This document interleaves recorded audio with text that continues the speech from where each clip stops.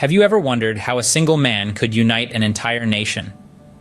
This question brings us to the enigma of Otto von Bismarck, a figure of monumental historical importance. Born into the Prussian aristocracy in 1815, Bismarck would grow up to be a statesman and diplomat of unparalleled skill and influence, not only in Prussia, but later in the entire German realm. His journey to the top was as rapid as it was remarkable. Within the convoluted landscape of Prussian politics, Bismarck rose like a phoenix, serving as the minister-president and foreign minister of Prussia from 1862 to 1890. His tenure was marked by a series of diplomatic maneuvers and strategic wars that would forever change the face of Europe. The year 1871 marked a significant milestone in Bismarck's career and in German history. It was the year Bismarck orchestrated the unification of Germany, a feat that required not only political acumen, but also a deep understanding of the complex cultural and social fabric of the German states. With this monumental achievement, Bismarck became the first chancellor of the newly formed German Empire, a position he held until 1890. Bismarck's role in history, however, was not confined to the borders of Germany. His foreign policy, characterized by a delicate balance of power diplomacy, was instrumental in maintaining Germany's position in Europe. He provoked 3 short, decisive wars against Denmark, Austria, and France, each contributing to the unification of Germany. Yet, despite the wars and political upheaval, he maintained a delicate balance of power, preventing large-scale conflict within Europe.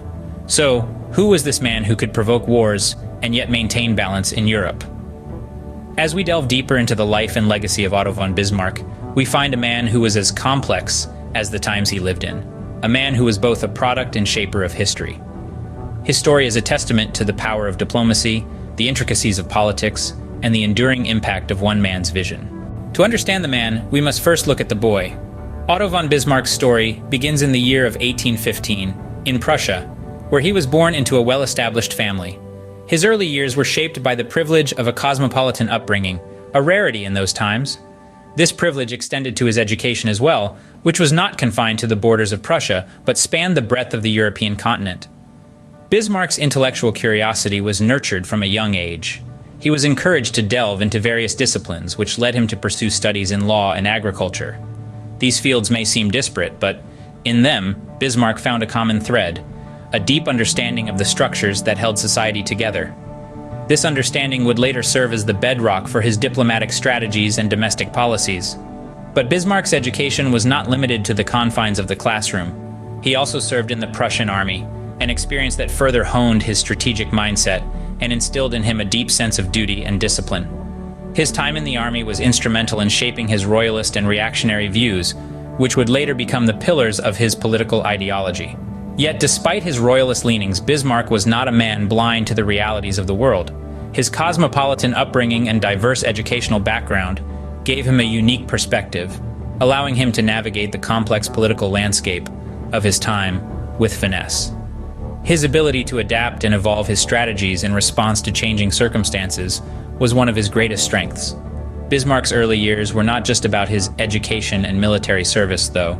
They were also about the relationships he formed, most notably his marriage to Johanna von Puttkamer. Together, they had 3 children, further grounding Bismarck in his personal life and giving him a sense of purpose beyond his professional aspirations. Even in his early years, Bismarck was a man of many facets. His upbringing, education, and personal life all contributed to the man he would become, a man who would leave an indelible mark on the pages of history. From soldier to statesman, Bismarck's ascent was nothing short of meteoric. Otto von Bismarck, a man of law and agriculture, soon found himself at the center stage of Prussian politics. His rise, rapid and robust, was marked by shrewd diplomacy and strategic warfare. Bismarck's political journey began in the tumultuous times of the mid-19th century. By 1862, he was appointed the minister-president and foreign minister of Prussia, positions he held with unyielding resolve until 1890.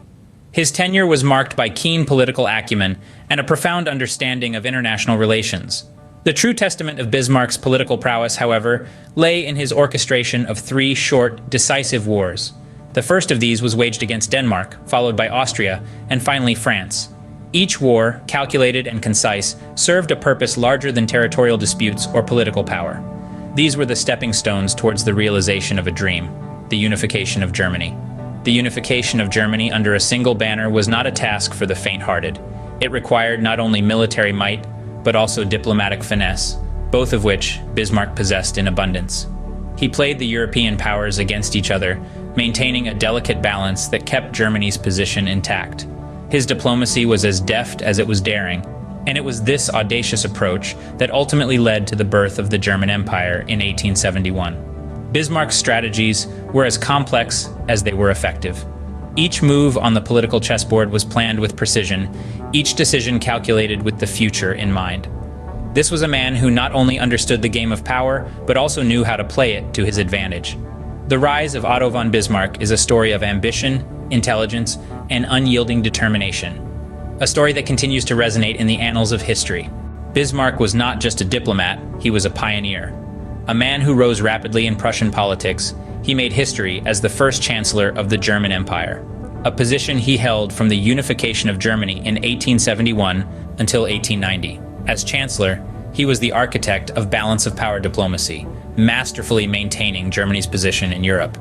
He was not only driven by nationalistic ambitions, but also by the objective to maintain peace and stability in Europe. Bismarck's diplomacy was a strategic game of chess, with nations as his pieces, and he played it with an uncanny precision. But his contributions were not confined to international politics. Bismarck also introduced the world to the first welfare state. He pioneered social security, establishing a system of health insurance, accident insurance, and old age pensions. This was a revolutionary step, one that transformed the lives of millions and laid the foundation for modern social welfare. Yet, as with any influential figure, his tenure was not without controversy. Bismarck's domestic policies were a complex blend of progress and repression. He centralized executive power, strengthening the state at the expense of individual liberties. He also launched the Kulturkampf, a campaign against the Catholic Church, aiming to reduce its influence and integrate it more firmly into the state. Despite these controversial measures, there's no denying the lasting impact of Bismarck's policies. He managed to unify a fragmented land into a powerful nation-state, while simultaneously laying the groundwork for social welfare systems that are still in place today. Bismarck's policies, both foreign and domestic, left an indelible mark on Germany and the world. His legacy is contentious, yet undeniably significant, a testament to his skill as a statesman and a leader, the Iron Chancellor indeed. Every story has an end, and so did Bismarck's. After a long and eventful career that saw him rise to the pinnacle of power, Bismarck's time in office came to an abrupt end in 1890. His dismissal marked the beginning of his twilight years, a period characterized by reflection and writing. He retired to his estate, where he devoted his time to penning his memoirs, providing a fascinating insight into the machinations of his era. In his final years, Bismarck turned inward, reminiscing about the past, the battles fought, and the victories won. His life came to a close in July of 1898, but his legacy lived on, shaping the course of history long after his death. Bismarck's legacy is a subject of much debate. He is lauded for his instrumental role in the unification of Germany, a feat that required not just political acumen, but also a deep understanding of the complex European dynamics of the time. His adroit diplomacy, his ability to maintain a balance of power, and his knack for navigating the treacherous waters of international relations are all considered hallmarks of his legacy. Yet the picture is not entirely rosy. Bismarck's domestic policies have drawn criticism for their often heavy-handed approach.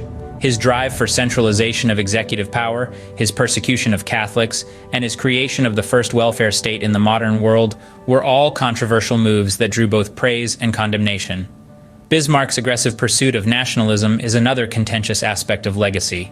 His role in provoking 3 short, decisive wars against Denmark, Austria, and France has been seen by some as the precursor to the aggressive nationalism that would lead to the world wars. Otto von Bismarck, a man of many contradictions, left a legacy as complex as the man himself. His story serves as a reminder of the profound impact that a single individual can have on the course of history. From his humble beginnings to his rise as the Iron Chancellor, Bismarck's life and legacy continue to intrigue and fascinate us to this day. If you enjoyed this video, please subscribe to my channel and press the like button to kindly support my work.